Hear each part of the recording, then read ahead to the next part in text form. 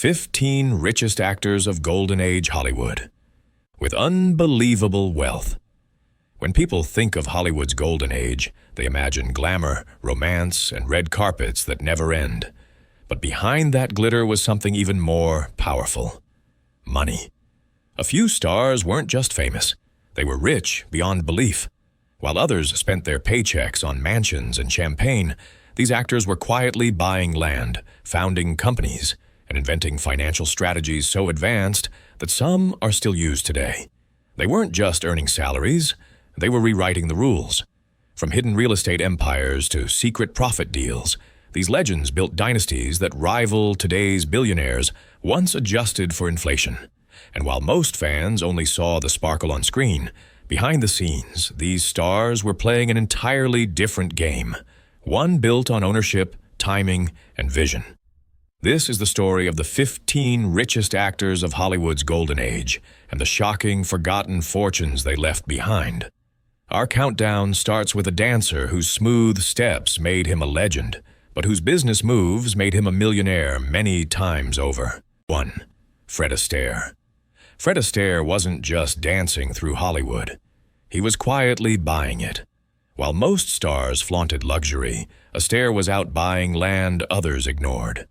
In the 1930s and 40s, he purchased wide stretches of undeveloped California property, including areas that later became Beverly Hills and Bel Air. What cost him pennies soon turned into gold as Los Angeles exploded in value. But his real genius came in 1947, when he launched the Fred Astaire Dance Studios, franchising his name and image into hundreds of profitable locations. Even decades after his death, that brand continues to earn millions. Astaire lived modestly, investing every dollar with care. His philosophy was simple: fame fades. Property doesn't, and he proved it, turning dance steps into dynastic wealth. 2.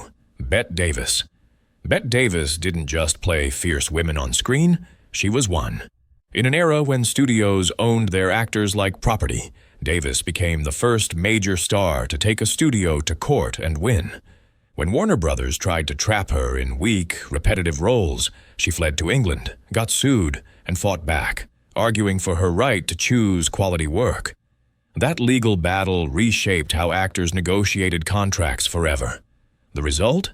Davis earned pay and creative control no actress had touched before, including profit participation clauses that later became standard across Hollywood. She turned courtroom victory into financial independence, earning salaries that rivaled male stars at a time when women rarely had that leverage. Her wealth came not from luck, but from rebellion, a defiance that forced Hollywood to start treating talent like partners, not property. 3. Clark Gable. Clark Gable was known as the King of Hollywood, but his real throne sat far from the cameras. While his peers were buying yachts and nightclubs, Gable was pouring his film earnings into oil, ranching, and defense contracts. After Gone with the Wind made him the highest-paid actor in Hollywood, Gable quietly purchased stakes in Texas oil fields and aircraft companies. Right before World War II turned those industries into gold mines. Historians say some of his investments multiplied 30 times over in just a few years. Gable treated wealth like a battlefield, diversifying across oil, cattle, and land, the kind of boring, stable assets that outlasted every market crash. By the time he died, his fortune had grown to what would be hundreds of millions today. He didn't gamble on glamour, he bet on America's growth. 4. James Stewart. To audiences, James Stewart was the everyman, humble, kind, and endlessly relatable. But off-screen, he was one of Hollywood's smartest investors. A decorated World War II pilot, Stewart used his military insight to predict the post-war aviation boom. While others bought mansions, he bought airline and aircraft stocks, identifying which technologies would reshape commercial travel. Those investments multiplied as flying became mainstream. But that was only half his genius. Stewart became a major shareholder in a niche insurance company that specialized in high-risk aviation policies. A business few understood, but he mastered. When the company was sold decades later, His modest stake had ballooned into a multi-million-dollar windfall. And through it all, Stewart stayed humble, living in the same Beverly Hills home for decades, driving the same car.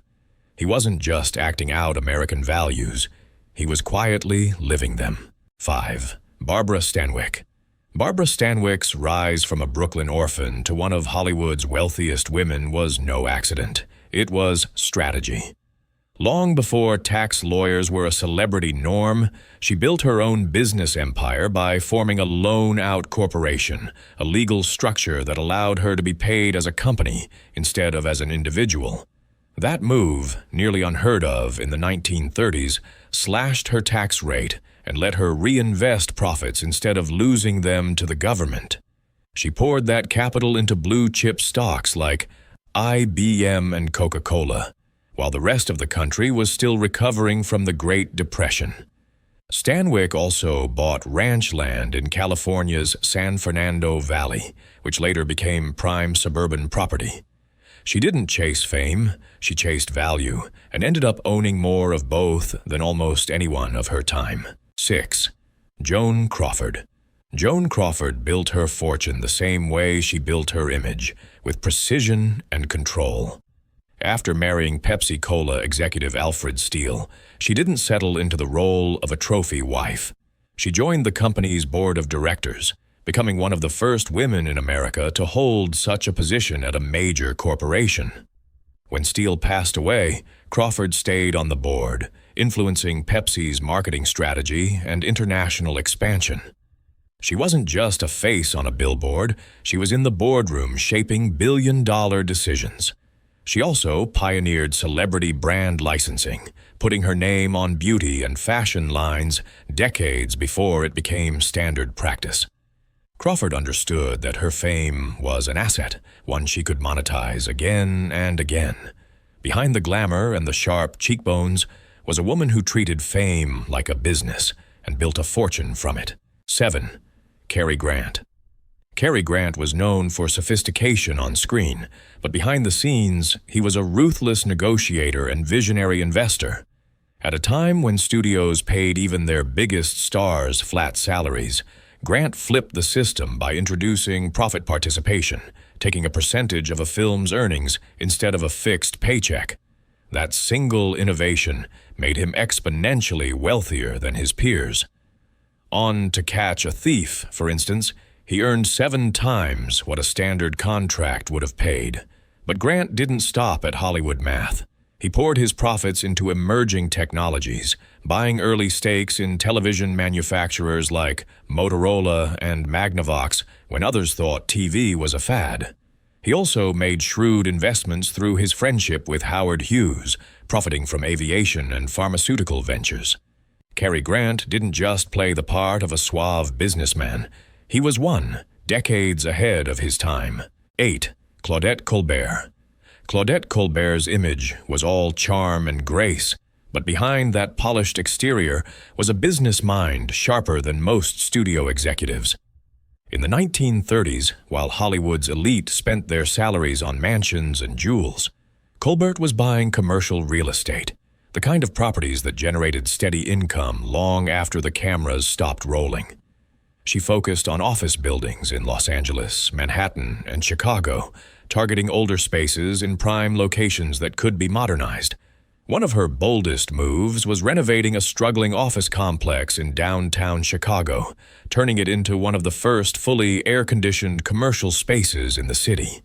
Within a decade, its value had multiplied tenfold. Colbert treated real estate like performance, with precision, patience, and perfect timing. While her peers chased glamour, she quietly built one of Hollywood's most profitable property portfolios. 9. Gary Cooper. Gary Cooper's calm, all-American charm hid one of the savviest investment minds in Hollywood. While he played cowboys on screen, off-screen he was buying the land they would have ridden on, and everything beneath it. Starting in the late 1930s, Cooper began acquiring massive ranch properties across Montana, Wyoming, and Idaho. Most people thought he just loved the outdoors, but Cooper knew those ranches sat on valuable mineral rights, copper, coal, and even uranium. He structured deals so that mining companies could extract the resources while he kept ownership of the land, collecting royalties that soared during wartime production booms. He didn't just own ranches, he owned the natural wealth that powered mid-century America. Quiet, humble, and practical, Cooper once said he preferred steady returns to risky fame. His fortune proved it, built on dirt, minerals, and vision, while others gambled on glamour. 10. Jimmy Durante. Jimmy Durante was known for his humor, his gravelly voice, and his oversized nose, but behind the punchlines was a financial mastermind. While audiences laughed, Durante was quietly building a portfolio that looked more like a Fortune 500 investor than a vaudeville star. He had a genius for spotting the infrastructure behind success. Instead of investing in flashy studios or film companies, he bought into the manufacturers and service providers that kept them running, coaxial cable makers, broadcast equipment suppliers, and even the companies building suburban water and power systems after World War II. These weren't glamorous investments, but they were stable, essential, and endlessly profitable. Durante understood something most of Hollywood missed. You don't need to own the spotlight if you own the power that keeps it lit. His portfolio turned comedy money into generational wealth, quietly, efficiently, brilliantly. 11. Jack Benny. Jack Benny made a career out of pretending to be stingy, but the joke was on everyone else. Behind that frugal persona was a man who understood business better than almost any entertainer of his time. In 1948, Benny founded his own production company long before it was common for performers to do so. That single move meant he didn't just get paid to perform, he owned his shows, their reruns, and their syndication rights. When he moved from NBC to CBS, he structured the deal as a capital gain instead of income, slashing his taxes from 90% to 25%. Benny reinvested those profits into telecommunications infrastructure, owning the transmission towers and equipment other shows needed. While audiences laughed at his penny-pinching act, Benny was quietly building an empire of ownership and cash flow, proof that sometimes the richest man is the one playing poor. 12. Mae West. Mae West wasn't just ahead of her time, she owned her time. Known for her wit and scandalous charm, she was also one of Hollywood's most brilliant business strategists. In the 1930s, when studios controlled everything their stars created, West did something unheard of. She kept ownership of her scripts and characters. She wrote many of her own films, collecting separate paychecks as both actress and screenwriter, and retained the publishing rights to her iconic one-liners, which continued earning royalties decades later. But her sharpest move came in real estate. During the Depression, West bought apartment buildings in Los Angeles and commercial land in Las Vegas, knowing both cities would explode in value. She once said, "I believe in censorship. I've made a fortune from it." The real secret: she turned controversy into currency and image into an empire that outlived the fame itself. 13. Harold Lloyd. Harold Lloyd may not be as famous today as Charlie Chaplin or Buster Keaton, but in his prime, he was wealthier than both combined. While others were chasing studio contracts, Lloyd was quietly building what historians now call Hollywood's first private investment empire. In 1921, he founded his own production company, giving him full control and ownership of his films, and about 85% of their profits, an unheard-of figure at the time. But Lloyd's real brilliance appeared after the 1929 stock market crash. When everyone else was panicking, he started buying, not stocks, but California farmland and water rights. He realized that water, not oil, would be the region's most valuable resource. By the mid-1930s, he controlled hundreds of acres across the Central Valley, and his holdings kept multiplying in value as California grew. Later, he created a quiet film financing firm that funded independent projects studios refused to touch, earning massive returns when those films succeeded. Lloyd didn't just act in Hollywood, He financed its future. His fortune was so well hidden that researchers are still uncovering parts of it decades after his death. 14. Mary Pickford. Mary Pickford may have played innocent girls on screen, but behind that golden smile was one of the most ruthless business minds in Hollywood history. At a time when women were rarely allowed in boardrooms, Pickford was rewriting contracts, forming corporations, and out-negotiating the very men who tried to control her. In 1916, she secured a groundbreaking deal: $10,000 per week plus 50% of her film profits, numbers that would be jaw-dropping even today. But she didn't stop there. In 1919, Pickford co-founded United Artists alongside Charlie Chaplin, Douglas Fairbanks, and D.W. Griffith, creating the first company where actors controlled both production and distribution. That single move turned her from employee to owner, and ownership meant endless income. She also invested heavily in California real estate, including entire blocks in what later became prime studio territory in Burbank. Mary Pickford weaponized underestimation. Studio heads saw a sweet, naive actress.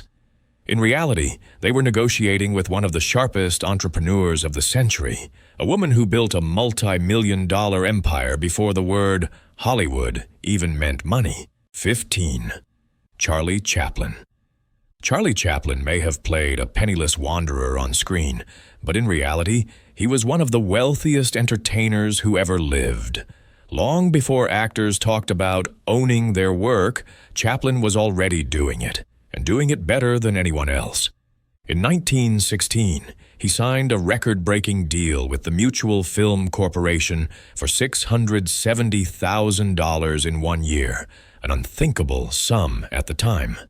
But Chaplin didn't just take the money, he negotiated for ownership of his films after release, a move that turned every reel of film into a lifelong asset.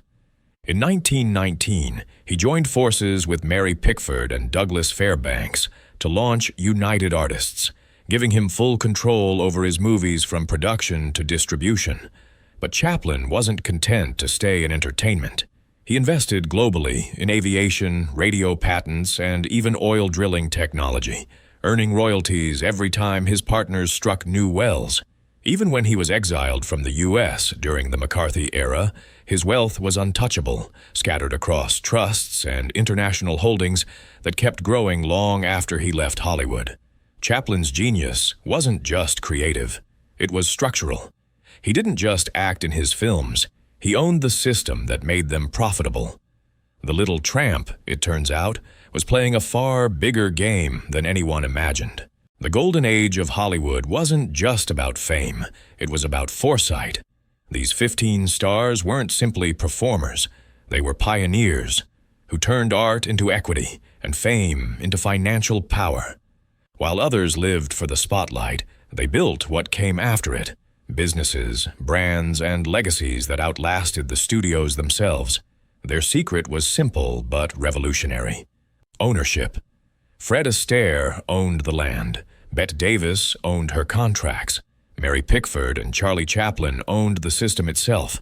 Each of them proved that real wealth doesn't come from being paid.